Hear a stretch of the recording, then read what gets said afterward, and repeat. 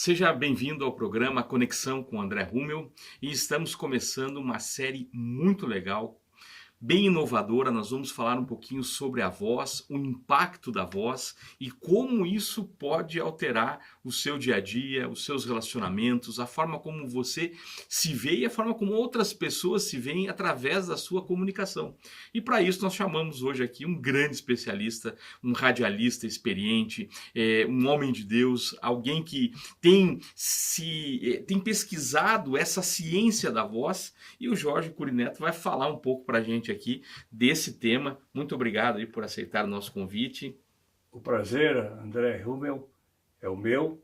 É uma alegria estar com vocês aqui e trazer esse conhecimento que tenho trabalhado desde a minha infância e é muito importante sempre trazer tudo isso que a gente colheu e pesquisou para que compartilhar com os telespectadores. Muito legal. E durante essa semana nós vamos falar desse tema, né? Eduque a sua voz e inspire pessoas.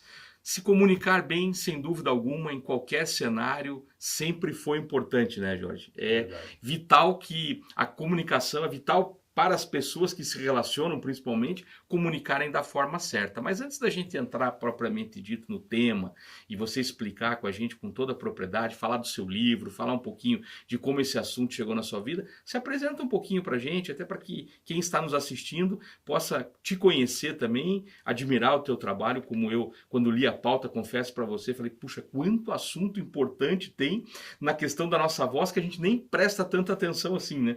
E você trouxe ali já revelações interessantes através do teu livro, através da conversa aqui nos bastidores, né? Então conta pra gente um pouquinho da tua trajetória, como é que você chegou nesse tema e como esse tema tem impactado sua vida.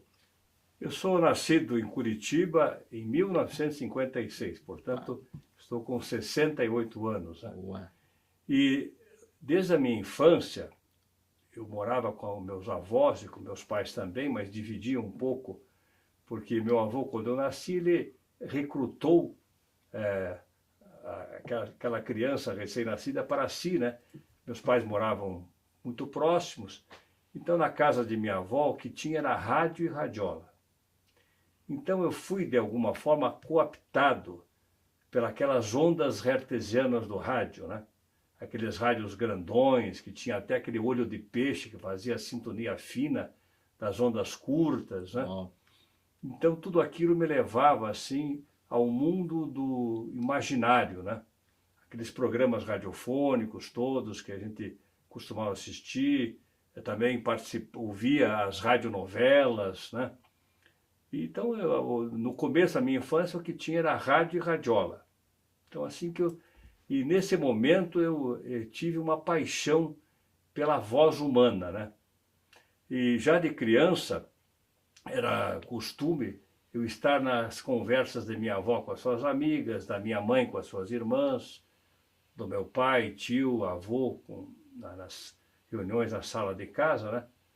Com as mulheres eu dava meus pitacos, com os homens eu só escutava, até porque o assunto era um pouquinho mais complexo, política, economia, Sim. medicina, né?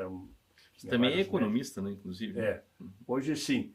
Mas aí eu comecei conversando assim, estando presente nas conversas, eu ficava ouvindo aqueles sons articulados. Eu achava tão bonito como que as pessoas vocalizavam tudo aquilo, né? Então, foi uma paixão de criança. Eu lembro que aos 4 anos de idade, uma amiga de minha avó, a gente chamava de Sete, quer dizer vó, né?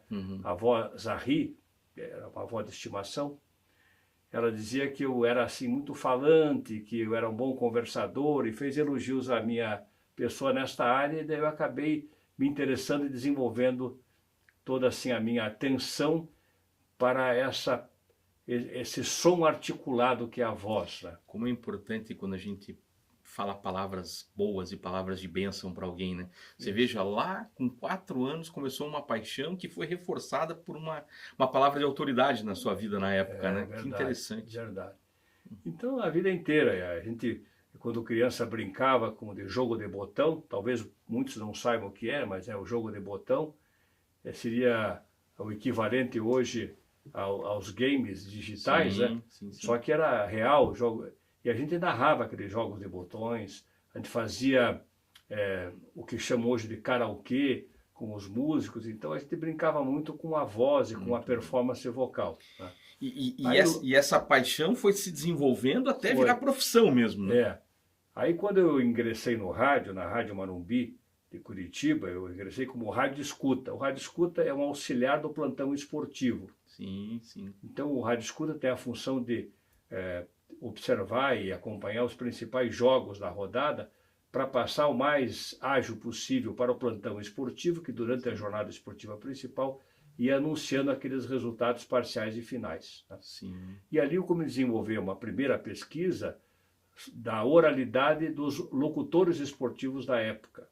Eu lembro de Enio Rodrigues, Fiore Gilhote, grandes nomes, Jorge Cury, que, né, eu vivi um xará, né, o Jorge Cury, o Valdir Amaral. Então eu comecei a desenvolver uma pesquisa sobre a terminologia que eles usavam, as principais, e as inflexões que eles utilizavam em relação a essas terminologias. E essas pesquisas, quando você fala, foram pautadas naquilo que você estava idealizando, porque não, até hoje, na verdade, é um assunto ainda muito, muito distante da realidade das pessoas, né? Verdade.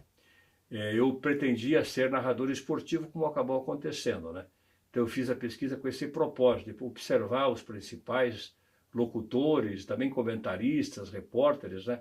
Como que eles usavam a sua voz. Aí fui descobrindo o tamanho da importância da voz na nossa vida.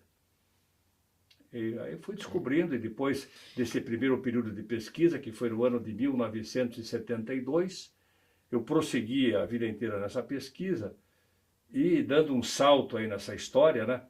No ano de 2010, eu tinha uma agência de notícias voltada ao rádio. Aí comecei a conversar com o senhor, né? Senhor, o que o senhor gostaria que eu fizesse? Eu sei o que eu gostaria de fazer e tenho feito isso, mas qual é o seu propósito para a minha vida? Isso é importante. Começamos a orar sobre isso. Aí eu vi do senhor o poder da palavra falada. Então não era bem só sobre a palavra falada, sobre o poder da palavra falada. Muito bom. E aí desenvolvi uma pesquisa sobre esse poder da palavra falada, né? Comecei assim a compartilhar em palestras esse assunto, né? Em vários ambientes. E logo em seguida me interessei pela área do design, né? Então comecei a refletir sobre a cultura do design, a filosofia do design, o modo do designer pensar, os aspectos que o design leva em consideração. Aí eu fiz uma junção entre esse estudo da oralidade com o design. Aí surgiu o que eu passei a chamar de voice design. Muito bom. Que é o design da voz, que vem a ser também o desenho da voz. Sim. O planejamento da voz, a programação da voz, a performance da voz sob a perspectiva do design. Muito bom. Bom, Jorge, nós temos muito para conversar. Quem está nos assistindo, se prepara, essa semana vai ser muito boa, porque esse tema que ele está começando a introduzir aqui pode impactar muito a sua vida, pode inspirar outras pessoas e eu creio, tudo que nós vamos conversar essa semana aqui vai ser útil para você, para sua família, para os seus negócios, para aquilo que você faz profissionalmente. Então, continua assistindo essa série com a gente. Nós vamos para um rápido intervalo. Eu volto com uma reflexão, mas não perca essa série essa semana. Eduque a sua voz e inspire pessoas. Com o meu amigo Jorge Cury Neto aqui.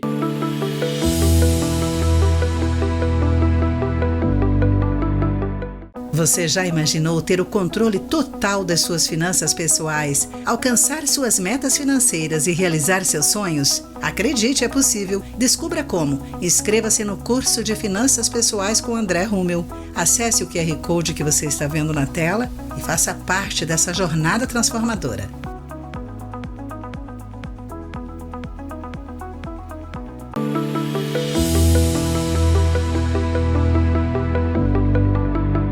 Jeremias 29:11 diz assim: Sou eu que conheço os planos que tenho para vocês. Prosperidade e não desgraça, e um futuro cheio de esperança. Sou eu, o Senhor, quem está falando. Eu me lembro de ter um dia lido esta passagem num devocional, muitos anos atrás, e quando eu li e entendi que o Senhor tem planos de paz, planos de prosperidade para a nossa vida, aquilo me trouxe um conforto muito grande, porque eu estava passando um tempo de luta. E quando a palavra falou ali que não eram planos que me gerariam dano ou me gerariam dificuldades, aquilo me trouxe um alento muito grande. E aquilo me serviu como uma palavra rema para vencer aquele dia mau, aquelas circunstâncias que naquele momento eram ruins. E isso passou a ser uma certeza no meu coração. Você precisa colocar isso também no seu coração. O Senhor tem planos bons para nós, planos de paz, planos de prosperidade, e não planos que vão nos causar dor ou alguma dificuldade. Pelo contrário, mesmo quando passamos por qualquer adversidade, ali o Senhor está cuidando de nós e desenvolvendo em nós a capacidade de superarmos toda e qualquer situação. Por isso, guarde essa palavra no seu coração, Jeremias 29:11, reflita sobre isso, ore e peça a Deus que em todo tempo você tenha essa certeza. Deus abençoe poderosamente sua vida.